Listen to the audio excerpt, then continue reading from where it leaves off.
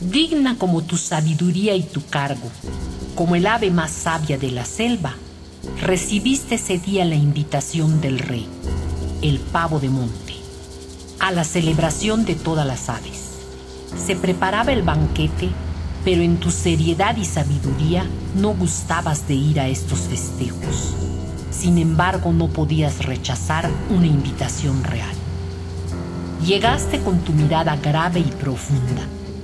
El rey, sorprendido de verte, hizo que te sentaras a su lado. Necesitaba de tus sabios consejos y te ofreció sus manjares más deliciosos junto con el exquisito balché que probaste con toda educación y seriedad. Pero los efectos del licor no reconocieron tu investidura y te arrastraron a la danza sin que pudieras controlar tus movimientos. Sin ser invitado, llegó un maya que al ver tu condición se atrevió a herir tu orgullo con burlas y travesuras. Nadie recuerda excepto tú esa grave humillación.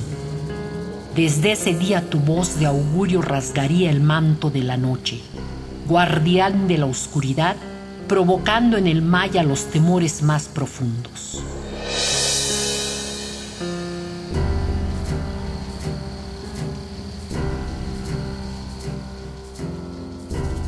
Las lechuzas se encuentran en todo el país.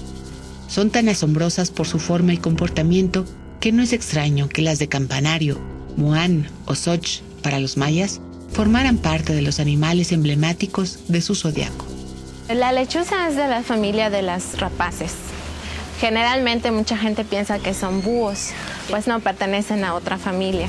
Se caracterizan porque pues tienen, en lugar, los búhos generalmente tienen su cara redonda y las lechuzas no, tienen como una forma de corazón. Son de plumaje blanco, el enmarcado de la cara es de un color como dorado, oscuro. Y pues bueno, son unas aves muy encantadoras porque la forma en la que captan su alimento, los búhos cazan más bien por contacto visual. Ellos necesitan ver a sus presas. En cambio, las lechuzas tienen un sentido de audición muy agudo y generalmente esa es la manera en la que cazan el alimento. Se han hecho muchos experimentos en los que completamente a ciegas, o sea, totalmente a oscuridad, las lechuzas son capaces de seguir la ruta de un ratón solamente por cuestión auditiva. Entonces, cuando se detiene la presa, digamos un ratón, la lechuza sabe exactamente en dónde está parada y entonces es cuando viene y ataca. Es un ave mediana de unos 33 a 35 centímetros de longitud y envergadura de 80 a 95 centímetros, con un peso medio para los adultos de 350 gramos y sin diferencia aparente entre sexos. Son grandes cazadoras y solitarias. Las alas, relativamente cortas y redondeadas, no les facilitan los vuelos largos y poderosos, aunque la particular estructura de las filoplumas, especialmente suaves y desflecadas, dotan a esta rapaz de un vuelo suave, de manera que al verlas trasladarse, más pareciera que flotasen antes que aletear. Todos tienen la misma característica de un vuelo muy silencioso, discos oculares muy grandes, porque los búhos generalmente cazan por la vista, o sea, su sentido más desarrollado es la vista. La audición, la mayoría tienen un sentido bastante desarrollado de la audición. La lechuza tiene ojos que ocupan el 60% de su actividad craneana, lo que les permite captar luz aún en plena oscuridad. Los nacidos bajo el signo de la lechuza entre el 18 de octubre y el 14 de noviembre tienen, como ella, la facilidad de mirar lo que está velado, oscuro y oculto. Así, es muy claro para ellos reconocer los deseos de los demás. Su suerte está en ver donde los demás no lo hacen y crear estrategias que llevan a cabo con prontitud. Son videntes, amantes de las ciencias ocultas y cantores de nostalgias, tanto trascendentales como pasajeras. Saben observar las estrellas y son personas con facultades intuitivas. La lechuza, para cazar, utiliza su amplio disco facial como una sofisticada parábola receptora de los sonidos que emiten sus presas, a las que así localizan para atraparlas con sus largos dedos, tras abalanzarse sobre ellas en un silencio casi absoluto. Esta misma característica se traduce en los nativos de Moán en ser observadores y además son capaces de escuchar la más mínima sutileza emocional o vital de los que los rodean. En este sentido, su reto consiste en ser muy cautelosos y desconfiados. Pareciese que su meta es atrapar al incauto con la fuerza de su claridad. La presencia e importancia de la lechuza se enfatiza en documentos como el Códice de Dresde en los folios 7, 8, 10, 11, 16, 18 y 43. Allí se inscriben su ubicación y relaciones con otros cuerpos celestes, como por ejemplo la luna. En ocasiones se encuentra de cuerpo completo, claramente naturalista, y en otras solo se representa su cabeza. Las lechuzas emiten un grito lastimero y estridente, aunque la gran variedad de sonidos que producen dificulta su identificación. Solo hay una nota inconfundible cuando se trata de este animal, un siseo que exhala cada vez que siente amenaza o si sus crías piden alimento. Por esta razón, llamó la atención de los mayas y ha pervivido en la imaginería popular su fuerza para anunciar lo que es misterioso e inevitable, y su canto era considerado de lo sabio a lo rotundo. Por tanto, a los nacidos bajo su tutela se les otorga por un lado gran poder intuitivo y por otro un intelecto claro y profundo que aprovechan para planear, estudiar y realizar sus propósitos. Como su protector de actividad nocturna, los nativos de Moán se mueven en el mundo de lo no explícito, por ello se asocian con los mensajes del cielo. Los mayas atribuían tal importancia a la lechuza que le otorgaron un mes del calendario solar a su patronazgo. Este periodo se encuentra colocado en mayo, cuando la estación hace que el crecimiento de la luz transforme al sol en un pájaro de luz, dejando a la constelación de la lechuza en el horizonte oeste, en dirección opuesta al sol en el amanecer, en la oscuridad. Se caracterizan porque son muy blancas, ¿no? Mucha gente les da miedo porque parece como un fantasma, precisamente por eso, por el color que tiene, el patrón facial, que tiene ojos muy chiquitos y ese como marco dorado, parece que es como un fantasma, entonces la gente se asusta precisamente por eso. Además de su porte y por el movimiento de su constelación en ambos horizontes, en el oeste durante el periodo de siembra y en el este durante el periodo de cosecha, la lechuza tiene una asociación a la noche, permaneciendo en el imaginario popular como anuncio de la muerte, cuando lo que indica la constelación es la disminución de la luz y la relación con el horizonte más oscuro del año. Si acaso, la única muerte que proclama es la del ciclo solar. La superstición tiene su fundamento entonces en esta condición astronómica. Cautiva la relación de la constelación de la lechuza con la oscuridad, y justo en este enlace se explica la fuerza y presencia de la costumbre de celebrar el Día de Muertos, una fiesta basada en la relación lumínica del Sol y la Tierra. Más interesante aún resulta la celebración en Yucatán llamada Hanal Pichán, vocablos en maya que quieren decir comida y alma, elementos que según los mayas dan vida al cuerpo. Una deliciosa prueba de esta creencia sería el guiso llamado mukpi pollo, de dos términos mayas, muk, enterrar o sepultar, y bil, torcer o revolver, que en conjunto significan literalmente que ha sido o debe ser enterrado. En perfecta analogía resulta el comportamiento digestivo de las lechuzas. Precisamente, parte de la preparación del mukpi implica hacer un hoyo en el suelo donde colocan piedras calientes para hornear este gran tamal. Actualmente se rellena de pollo o pavo, pero es viable especular que siendo un ave es la referencia ancestral al ave celeste de este periodo, la lechuza y sus costumbres que salen de la oscuridad con el mensaje y promesa del inframundo. Los antiguos mayas enterraban a sus muertos en los patios de sus casas. La explicación es que creían que el difunto podía causarles daño si no se les rendía culto de manera cotidiana. Luego entonces, la creación de una celebración especial para los muertos en este periodo es de aparición colonial. Lo coincidente es el hecho que extraer del inframundo el alimento del alma, tal como las estrellas, nos revelan sus mensajes cuando es observada su luz.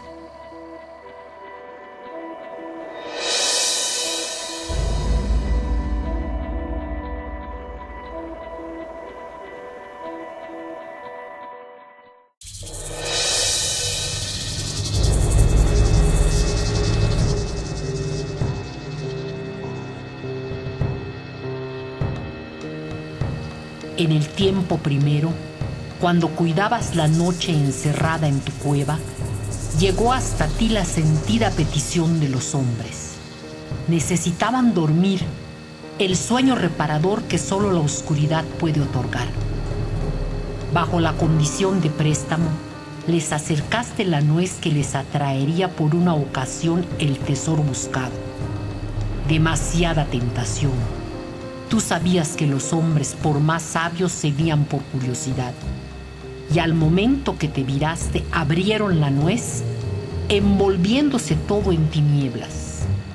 Ahora dormidos, soñaban encarecidamente con el día.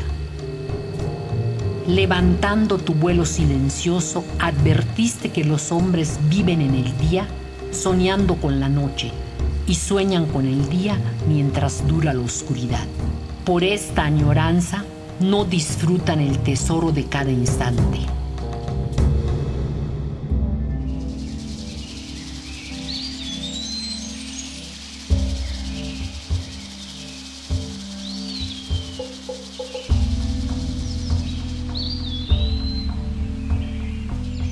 También es enfatizada la lechuza en dos templos claramente. En Uxmal, en el levantamiento llamado la Gran Pirámide, donde encontramos un friso con relieves de lechuzas en todas direcciones. Y en Chichén Itzá Viejo se encuentra también hacia el sur el templo de la lechuza, igualmente con iconografía referente a esta ave. En este sitio se encuentra un gran relieve que representa a la lechuza con todo y anteojeras, en clara referencia a la potencia visual de Moán. Ambos templos se encuentran en el sur, pero los relieves se orientan hacia el norte.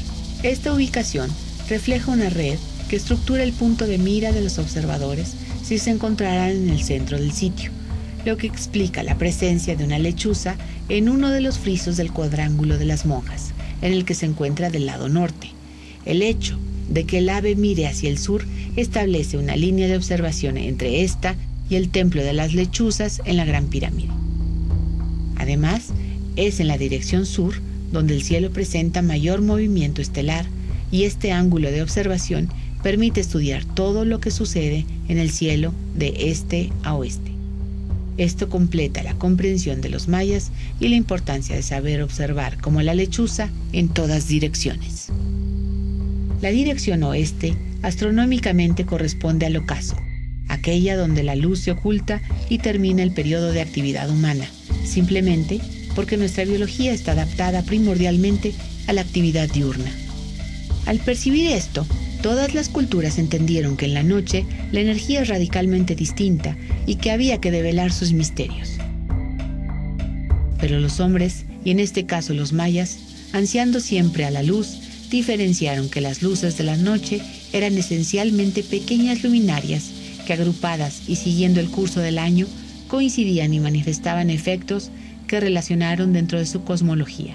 Por analogía, entendieron que se trataba de luces escuetas, donde solo quedaba la esencia, no estaban cubiertas, rellenas de luminosidad deslumbrante como el sol o la luna.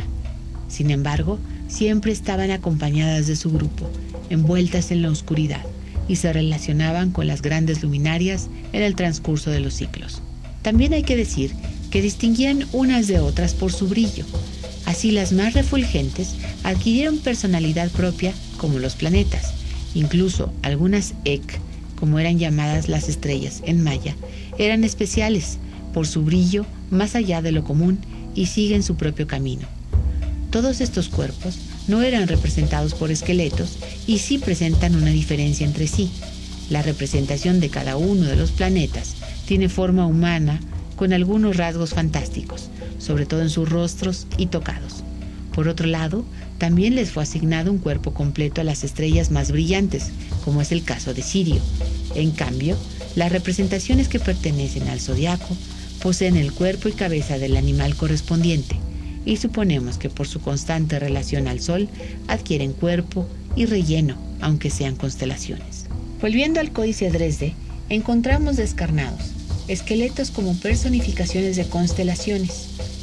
Desde el primer folio aparece al inicio del calendario las Pléyades, Tzadkan, que se asentaban en su trono, lo que da clara indicación de su importancia en la estructura del calendario. Hasta el folio 15, donde se deja ver de manera individual cómo en las cuentas organizan sus apariciones y desapariciones en el cielo. Todas las constelaciones tienen un cráneo como cabeza. Así, el reino de la noche era el ámbito de los descarnados de luz, siempre representados como esqueletos, con la peculiaridad de que eran adornados invariablemente con cascabeles, indicando así el número de estrellas atribuidas por los mayas. Por esta razón, la región oeste de todo enclave maya tiene ubicado templos relativos al ocaso, al día que termina, a los descarnados. En esa dirección encontramos las estructuras llamados osarios y cementerios, aunque no siempre enterramientos, enfatizando la relación con el cielo de noche. Así, en su iconografía también contienen calaveras y huesos cruzados. En la zona oeste de Uxmal encontramos el cementerio, en forma de plaza con 3 templos. Uno da al sur y todavía conserva su crestería, pero en la dirección oeste encontramos 2 plataformas con relieves en todo su perímetro, señalando su relación con la noche, los descarnados y las constelaciones. En Chichén Itzá se erige hacia la zona noroeste el Zompantli, también enfatizando el planteamiento de muerte y terminación. Coincide con Uxmal, pues en ambos encontramos el osario hacia la zona noroeste. Siguiendo este patrón, es en esta dirección donde se localizan enterramientos como el de la isla de Jaina o Palenque, donde se han excavado las tumbas mayas más espectaculares. Incluso en el extremo más occidental de este último enclave encontramos una calavera, esta vez en la forma de un animal, imagen que algunos estudiosos han identificado como conejo y otros como venado.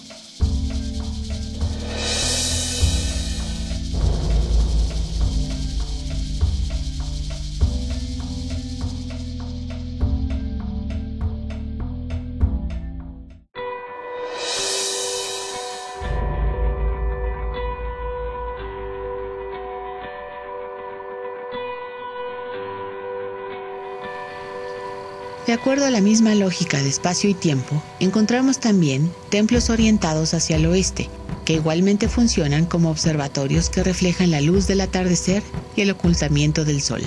Ejemplos de estos los encontramos en el Nohochna de Etzna, el Kotspop de Kabah, la orientación oeste de Tulum, la estructura 87 de Mayapán, y también lo encontramos de manera muy evidente en el Templo de los Guerreros en Chichén Itzá, cuyo Chilambalam, es decir, el personaje sedente que mira precisamente hacia la pirámide de Kukulcán y hacia el occidente. Este templo, ubicado en el este, explica su fachada al oeste. Si pensamos que como energía de acción, los guerreros necesitaban la fuerza del sol al amanecer, pero siempre se están preparando física y espiritualmente para ofrendar su vida como el sol, al ocaso. En Chichén Itzá encontramos también al oeste el juego de pelota, con sus relieves de sacrificio y decapitaciones. Independientemente de quién perdía la cabeza, el ganador o el perdedor, la congruencia iconográfica relaciona la pérdida de la cabeza a las imágenes de las constelaciones, donde se regresa a lo esencial, a los huesos, al ocaso y a la noche. En Etzna, viendo hacia el cielo oeste, el Nohochna es explicado como el lugar donde se almacenarían los granos y se comerciaba. Pero también es cierto que con su fachada y graderío enfoca claramente el espectáculo que se presentaría detrás o en relación a la pirámide de 5 pisos. Allí, el mascarón de la crestería se iluminaría en una fecha precisa, pero es cierto que todo el año, con los ocasos solares, las lunas menguantes, los eclipses y las conjunciones planetarias, se constituiría suficiente espectáculo, sobre todo considerando que reconocían los significados y efectos de los portentos celestes. Lo mismo sucede en el Kotspop en Kabah, donde se presenta una fachada cubierta de 250 mascarones de chac, sobre una plataforma artificial y con paredes ricamente decoradas, todo orientado hacia el occidente, permitiendo una especie de reloj de ocasos, ya que se apreciaría durante todo el ciclo anual en qué inclinación y dirección se ocultaban los cuerpos celestes, desde el Sol hasta la Vía Láctea.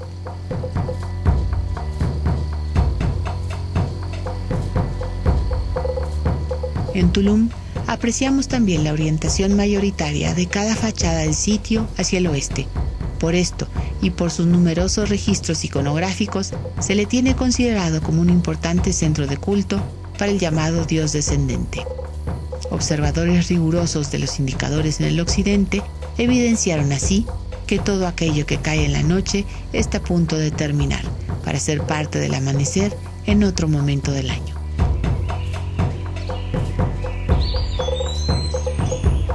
También, desde la estructura número 87 en Mayapán, que se encuentra casi a nivel de piso, se relacionaría este horizonte oeste con cada una de las estructuras que se encontraran al frente, para ubicar la aparición y desaparición de las constelaciones durante el año.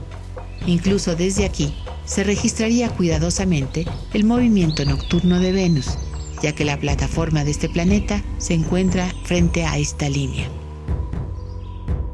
En suma, la direccionalidad de las construcciones en los enclaves mayas no es aleatoria, ni mucho menos azarosa. Desde luego que sigue el terreno, pero la distribución de las funciones y las relaciones de ubicación y fachadas respecto a los puntos cardinales y el cielo es bastante consistente como para desestimarlo por ignorancia o prejuicio.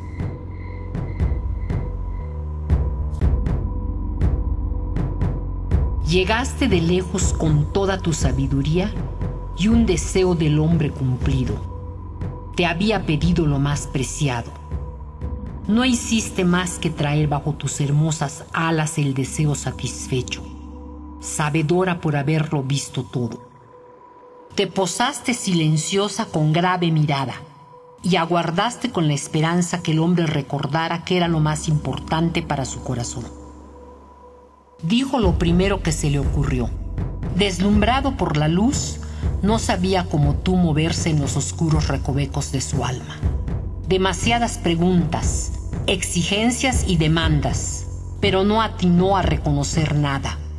Confiado en que le traías algo, pensaba que en tu sabiduría y magnificencia se lo cumplirías. Pero qué tristeza, no tenía memoria. Había olvidado que lo más preciado era el amor. Ahora no lo veía.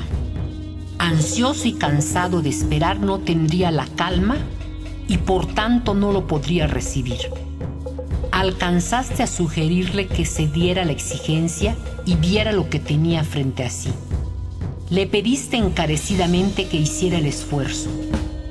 Desgraciadamente nadie ve como tú. Solo alcanzó a atisbar de lejos su tesoro y no te quedó más remedio que levantar el vuelo. Convencido que los hombres solo desean lo que no tienen, sin esforzarse por ganar y merecer lo que ya tienen.